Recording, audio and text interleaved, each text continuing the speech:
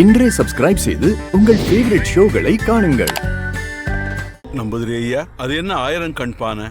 அதாவது நம்ம தமிழ் மாசத்துல மாசி, பங்குனி, சித்திரை மாசத்துல வர சிவராத்திரி, மாசி கலரி, காளி ஆட்டம் இது எல்லாம் தானே ரொம்ப விசேஷமாயிட்டு நடக்கும்.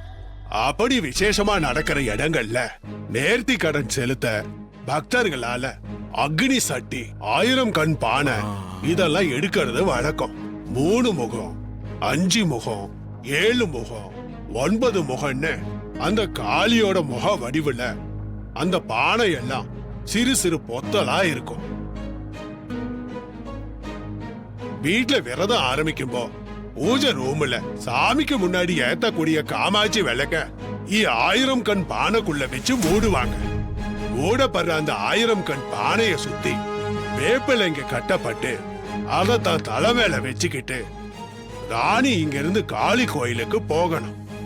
அவ அதை சுமந்துட்டு போகும்போதே அவளுக்கு பல தடைகளும் இடையூறுகளும் வரலாம். ஆனா அதையெல்லாம் கடந்து அவ போகும்போதுதான் 50 குழுவை அவளால சந்திக்க முடியும். அப்படி 50 குழுவை சந்திச்சா மட்டும் தானே தீர்த்தம் எங்க இருக்குன்னு ராணிக்கு கிட்டும்.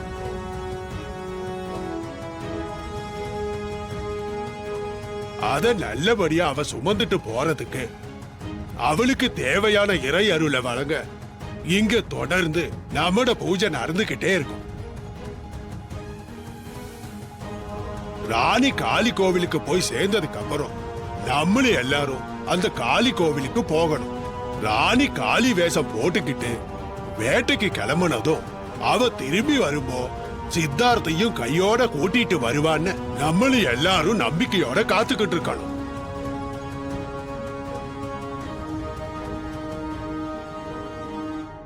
ஆயிரங்கண் பானைக்கு பின்னால இப்படி ஒரு விளக்கு இருக்கா? இந்த பிரபஞ்சத்தோட படைப்புல நம்மள அறியாத பல ஆச்சரியங்கள் இன்னும் அதிகமாவே இருக்கு. அதுக்கான நேரமும் தேவையும் வரும்போது மட்டும்தான் அந்தந்த ஆச்சரியங்களை மனிதர்களால உணர முடியும். சரி, நேரமாச்சு. விரதத்தை ஆரம்பிக்கலாமா? ஆரம்பிக்கலாம் சாமி.